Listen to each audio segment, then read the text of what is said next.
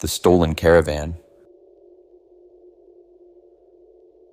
In 2009, David and Rebecca S. lived in Derbyshire, England, with their two children, Lauren and Reuben. They were a typical family, excited about traveling together and making memories. To kickstart their plans, they bought a caravan, a dream purchase for the whole family. But their joy was short-lived. Not long after buying the caravan, a joyrider crashed into it, leaving it completely destroyed. Heartbroken but determined, the family saved up again and replaced it with a brand new $155,000 caravan. This time, they made sure to park it securely in their driveway. In June of that year, Rebecca came home to a shocking discovery. The caravan was gone. Someone had stolen it. She reported it to the police immediately, but with no witnesses or leads, the investigation stalled and the case went cold. 9 months later, in March 2010, 11-year-old Reuben stumbled upon something unusual. While looking at their house on Google Maps, using Street View, he spotted an image of their driveway. In the photo, a man stood suspiciously next to a 4x4 vehicle, as if preparing to tow something. Reuben quickly showed the image to his family. At the same time, a neighbor came forward with new information. On the day the caravan disappeared, they had seen the same man towing it down the street. Assuming he was a family friend, they hadn't thought to report it earlier. The family handed the Street View image to the police, hoping this clue would finally solve the case. However, despite having a clear image of the suspect, the family and the police faced significant challenges. Obtaining an unblurred image of the 4x4's license plates from Google proved to be difficult.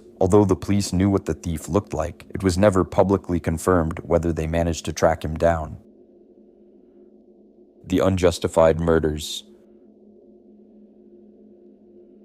In July 2018, a disturbing video surfaced online that shocked the world. It showed Cameroonian soldiers leading two women and their children down a deserted dirt road in the country's far north region, a place long plagued by conflict with the extremist group Boko Haram. Cameroon, a Central African nation, has faced years of violence due to Boko Haram's presence. While the military's mission is to combat the insurgents, accusations of human rights violations against civilians suspected of collaborating with the group are not uncommon. In the video, the women appear terrified but remain silent as the soldiers accuse them of being members of Boko Haram. One soldier's voice is chilling as he shouts.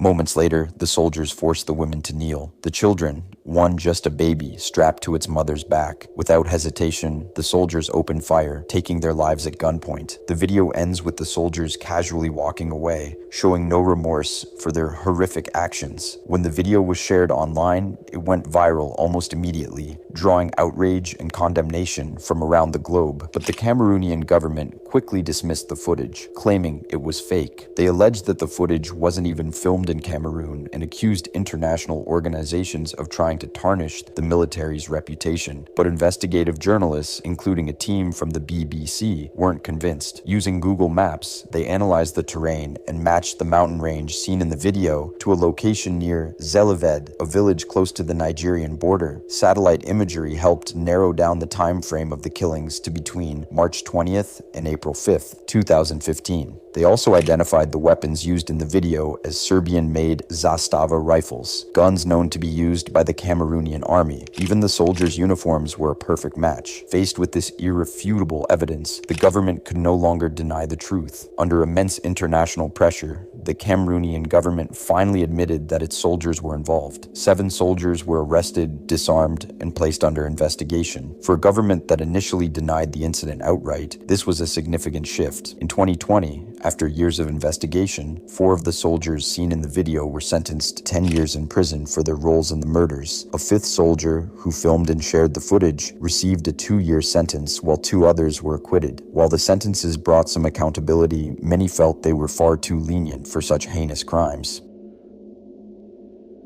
The submerged car. It was a warm Florida night on November 7th, 1997, when 40-year-old William Moult disappeared without a trace. He wasn't a man who lived dangerously or sought out trouble, just a quiet mortgage broker who kept to himself. That Friday night, William decided to stop by a local bar in Lantana, Florida, for a drink before heading home. But little did anyone know, this seemingly ordinary night would be the last time anyone saw him alive. What happened to William Moult remained a haunting mystery for over 2 decades. His family, friends, and investigators were left in limbo with no answers and no closure until an accidental discovery on Google Maps changed everything. William Moult was described as a reserved but friendly man. At 40 years old, he lived a stable life, working as a mortgage broker. He wasn't known to frequent bars often, but on that November night, he decided to unwind with a few drinks. Around 9:30 p.m., William called his girlfriend to let her know he'd be home soon. Witnesses at the bar later confirmed that he left around 11 p.m. He didn't appear intoxicated and seemed completely capable of driving himself home, but William never made it. The timeline of William's disappearance is both brief and chilling. After leaving the bar, he climbed into his white 1994 Saturn SL and drove off. At some point during his drive, something went horribly wrong. When William didn't come home, his girlfriend grew concerned and reported him missing. Law enforcement began their search immediately, but there were no leads, no signs of his car, no evidence of foul play. It was as if William Moult had vanished into thin air. In 2019, Jeremy Nyman, an employee in the Palm Beach County School District, was working on a routing project using Google Maps. While reviewing an area near Polo Park Middle School, Jeremy spotted something unusual. "I noticed something in the retention pond," Jeremy later explained. "It kinda looked a little bit like a car." He zoomed in and compared it to vehicles nearby, realizing that it might actually be a submerged car. Unsure of what to do next, he texted a screenshot to Erica, an ex-girlfriend of his who lived nearby, jokingly asking, "Are you hiding cars in your backyard?"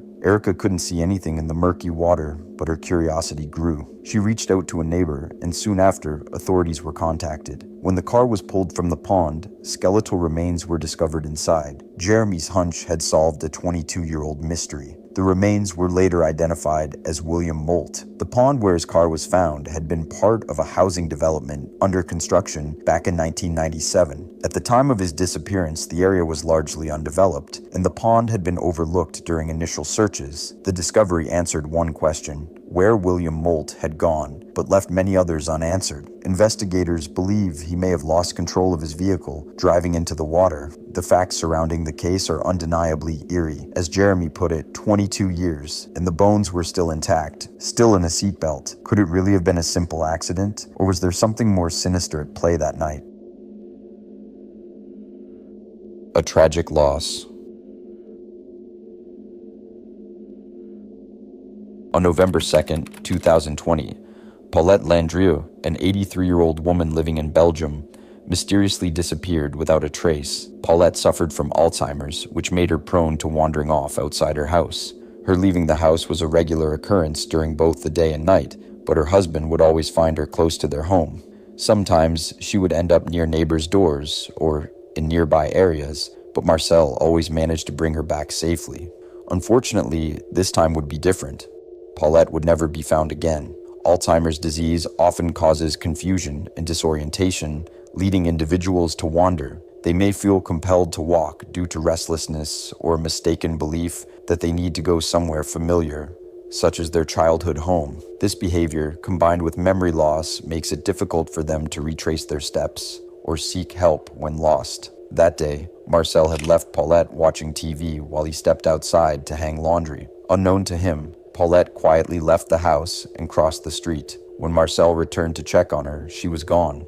Realizing she was missing, Marcel began searching the neighborhood and asking neighbors if they had seen her. When his efforts proved fruitless, he eventually called the police for help. Authorities launched a search operation, deploying a search and rescue helicopter to scour the area. Despite their efforts, Paulette was nowhere to be found. Days turned into months, and eventually, the search was called off. The case went cold, leaving Marcel and the community heartbroken and without answers. 2 years later, in an unexpected twist, a neighbor stumbled upon a lead while casually exploring their local area on Google Maps. While browsing Street View images, they noticed something peculiar. In one of the images, captured by the Google Street View car in November 2020, there was Paulette walking along a quiet road not far from her home. The photo was a snapshot in time, taken on the very day she had vanished. This discovery reignited the investigation. Using the image as a starting point, investigators meticulously retraced Paulette's steps. Their efforts led them to a dense area of vegetation near the road. Hidden within the dry bushes, they made a heartbreaking discovery: Paulette's skeletal remains. It appeared that after crossing the street, Paulette had stumbled down a hill and become entangled in brambles. Unable to free herself, she likely succumbed to starvation. Her remains had gone unnoticed for 2 years, concealed by the overgrown foliage. The revelation also raised questions about the initial search efforts. Despite deploying search and rescue helicopters and drones, authorities failed to locate Paulette, even though she had been just meters away from her home. Had she been found earlier, her life might have been saved, leaving the community to grapple with what could have been done differently.